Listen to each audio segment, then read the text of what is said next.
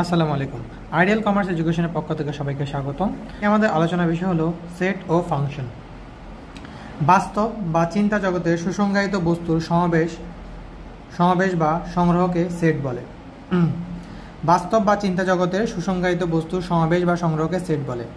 5টি মৌলিক সংখ্যার সেট যেমন 2, 3, 5, 7, 11 এটা হচ্ছে একটা সেট।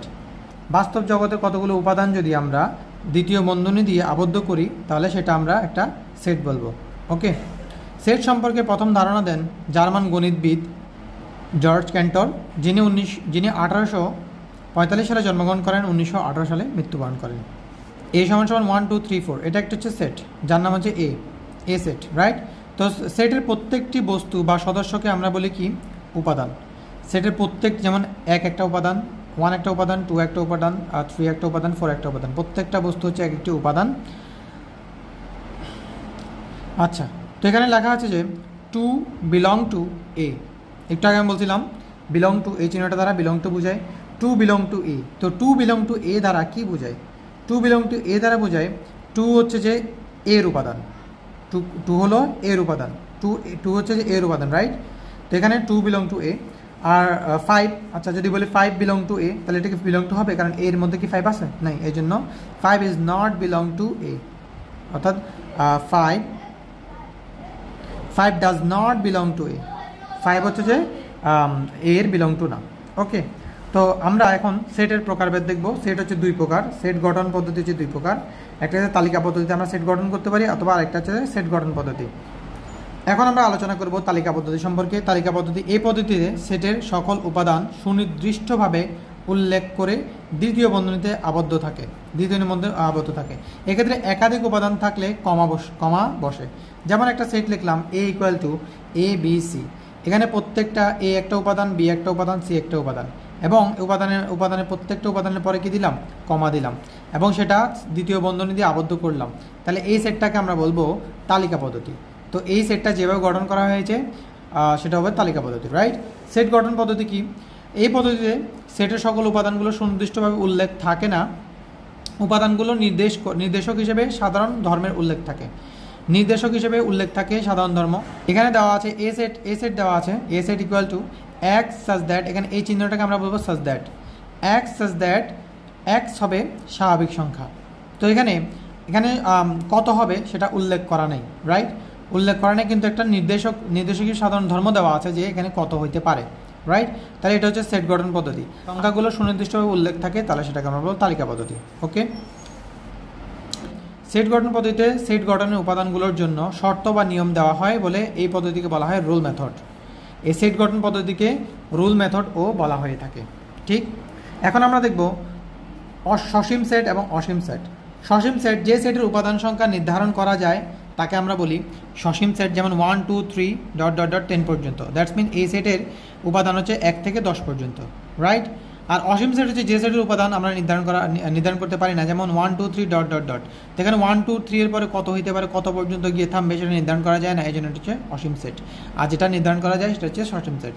নাও এখন আমরা পড়বো ফাঁকা সেট। যে সেটে কোনো উপাদানই নেই তাকে আমরা ফাঁকা সেট বলি। ফাঁকা সেটকে এই চিহ্ন দ্বারা প্রকাশ করা হয়, তো এই চিহ্নটা দিয়ে ফাঁকা সেট প্রকাশ করা হয়। তাহলে যে সেটের কোনো উপাদান নেই সেটাকে আমরা বলবো, সে সেটের উপাদান হবে কি? ফাঁকা সেট। নাও এখন আমরা ডিসকাস করব উপসেট সম্পর্কে। কোনো সেট থেকে যতগুলো সেট গঠন করা যায় তার প্রত্যেকটি সেটকে ওই সেটের কি বলে? উপসেট বলে। উপসেটকে আরেকভাবে আমরা শক্তি সেট বলতে পারি, পাওয়ার সেট, রাইট? উপসেটকে আরেক ভাষায় আমরা কি বলতে পারি? Power set. কোনো সেটের সকল উপসেটকে ওই সেটের শক্তি সেট বলে বা পাওয়ার সেট বলে, রাইট? এক্ষেত্রে উপসেট বা শক্তি সেটটা কি আমরা একটু দেখি। যেমন এখানে দেওয়া হলো এ ইকুয়াল টু 1, 2, 3, এটা হচ্ছে একটা সেট, রাইট? এ সেট থেকে এখন আমরা কয়টা উপসেট বের করতে পারবো আমরা একটু দেখি। যেমন শুধু 1 নিয়ে, শুধু একটা উপাদান নিয়ে আমরা একটা সেট বানাতে পারতেছি, 2 নিয়ে, 3 নিয়ে একটা করে সেট বানাতে পারতেছি, রাইট? তারপরে শুধু 1, 2 নিয়ে একটা সেট বানাতে পারবো, 1, 3 নিয়ে একটা সেট বানাতে পারবো, 2, 3 নিয়ে একটা সেট বানাতে পারবো। আর হচ্ছে যে 1, 2, 3 তিনোটা নিয়ে একটা সেট বানাতে পারবো। আর ফাঁকা সেট যেটা হচ্ছে সব সেটেরই উপসেট, সব সেটের মধ্যে ফাঁকা সেট তো থাকবে, রাইট? তো সব সেটের উপসেট হচ্ছে ফাঁকা সেট থাকবে। তো এই সেটগুলো এই এ সেটের উপাদানগুলো নিয়ে আমরা এই উপসেটগুলো বানাতে পারতেছি। তাহলে এগুলো হচ্ছে আমাদের কি প্রত্যেকটি হবে, কী হবে, উপসেট হবে, রাইট? আর এখানে বলা হয়েছে যে প্রত্যেকটি উপসেটকে আমরা কি বলবো, শক্তি সেট। তাহলে এ সেটের অর্থাৎ পাওয়ার সেট অফ এ শক্তি সেট, এ সেটের শক্তি সেট হচ্ছে আমার প্রত্যেকটি উপসেট, রাইট? ওকে।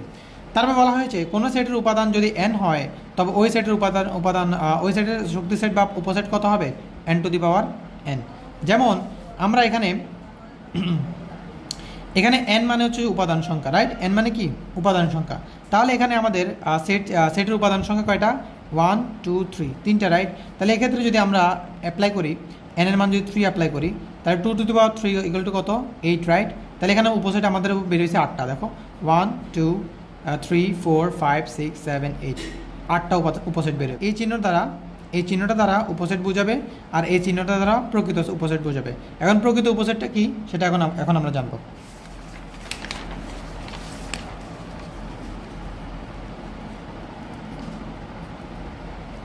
ওকে, প্রকৃত উপসেট কোনো সেট থেকে গঠিত উপসেটের মধ্যে যে উপসেটগুলো উপাদান সংখ্যা প্রদত্ত সেটের উপাদান সংখ্যা অপেক্ষা কম তাকে আমরা প্রকৃত উপসেট বলবো। যেমন একটা সেট দেওয়া আছে এ বি সি, এক্ষেত্রে বি সেট দেওয়া আছে এ এবং বি, রাইট?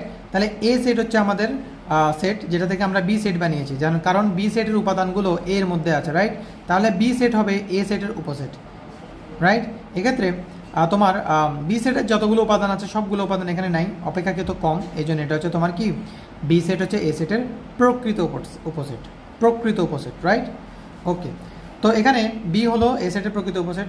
আচ্ছা, তো এখানে বি হলো প্রকৃত উপসেট, এটা আমরা প্রকাশ করব এভাবে যে বি প্রকৃত উপসেট এ এর, অর্থাৎ প্রকৃত উপসেট চিহ্ন হচ্ছে আমরা এটা দ্বারা প্রকাশ করি, এই চিহ্ন দ্বারা আমরা প্রকৃত উপসেট প্রকাশ করি। আর বলা হয়েছে যে ফাঁকা সেট হচ্ছে সকল সেটের প্রকৃত উপসেট, কারণ ফাঁকা সেট সকল সেটের উপসেট, এই জন্য ফাঁকা সেট হচ্ছে সকল সেটের প্রকৃত উপসেট। তো এখানে একটা সেট দেওয়া হলো যে 2 3 4, তো এটার প্রকৃত উপসেট কী হবে, যেমন 2 হতে পারে, কারণ 2 হচ্ছে যে এই সেট থেকে 2 দিয়ে যদি সেট বানাই তাহলে এই সেটের কী হবে, এই সেট থেকে অপেক্ষাকৃত কম হবে, সবগুলো অপেক্ষাকৃত কম হবে। যদি আমরা সেট বানাই, আমরা উপসেট বানানোর সময় আবার একটা বানাইতাম যে সবগুলো উপাদান নিয়ে যে 2 3 4, এটা প্রকৃত উপসেট হইতে পারবে না, কারণ তথ্য সেটের উপাদান এবং এই সেটের উপাদান সমান হয়, এই জন্য আমাদের এটা প্রকৃত উপসেট হইতে পারবে না।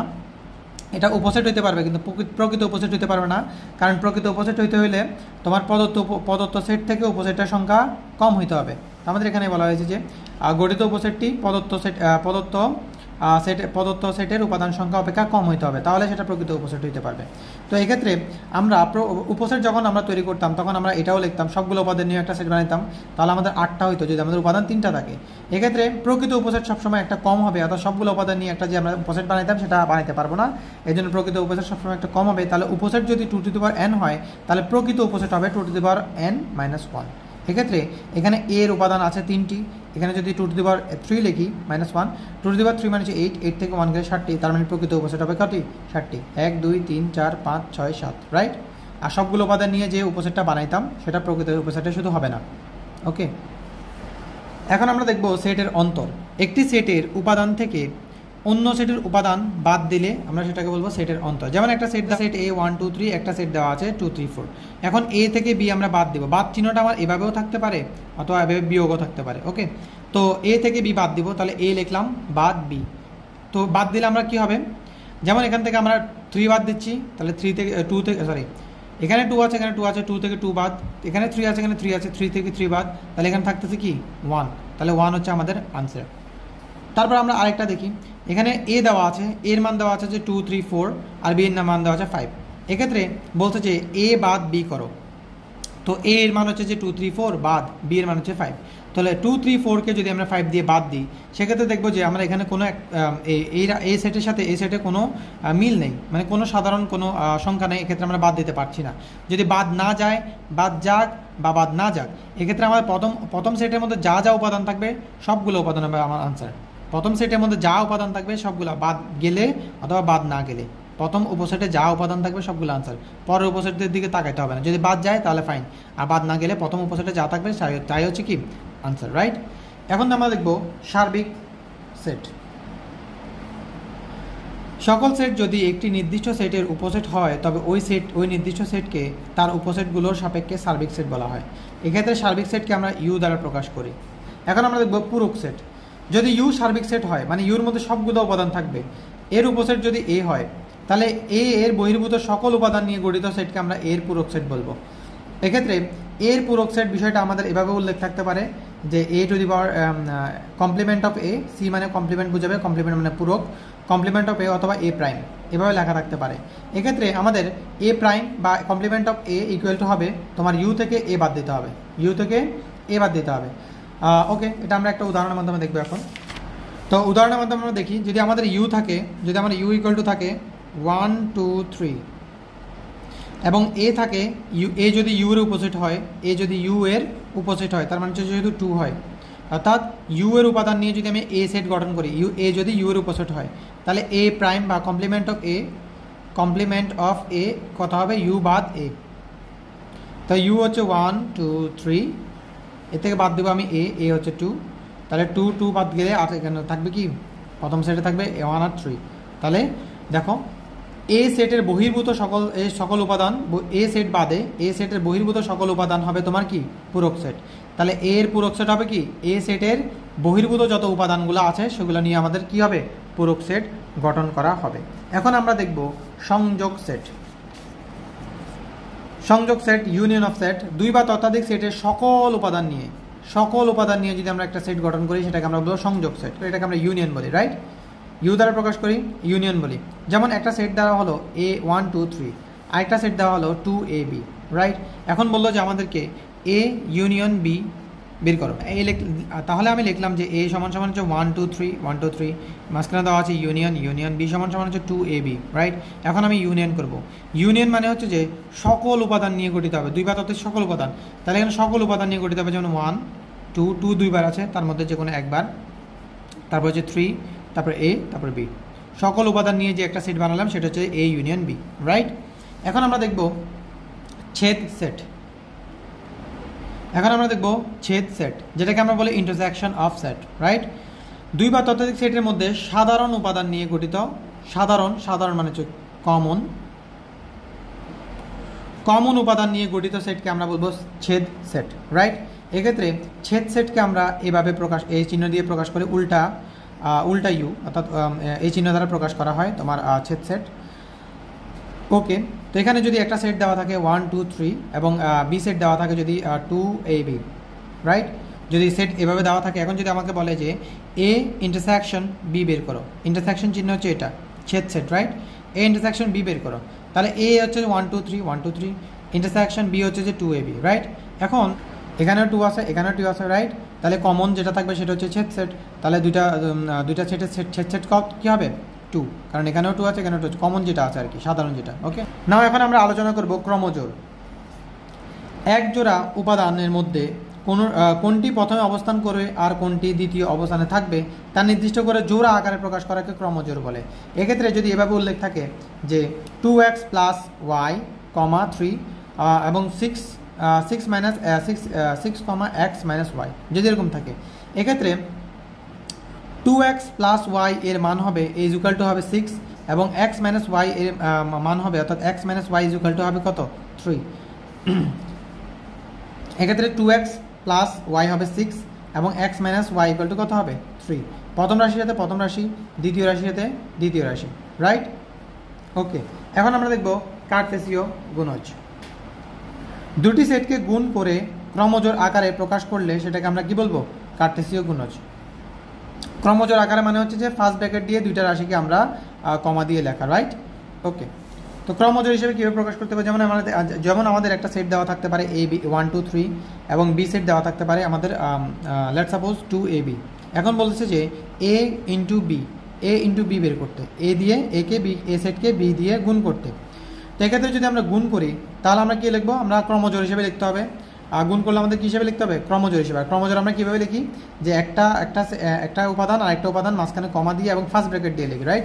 তাহলে এক্ষেত্রে যদি আমরা 1কে প্রথমে গুণ করবো আমরা 2 দিয়ে, তাহলে 1 2 দিয়ে একটা আমরা ক্রমজোড় বানাইতে পারবো, জোড় বানাইতে হবে, দুইটা থাকতে হবে রাশি, রাইট।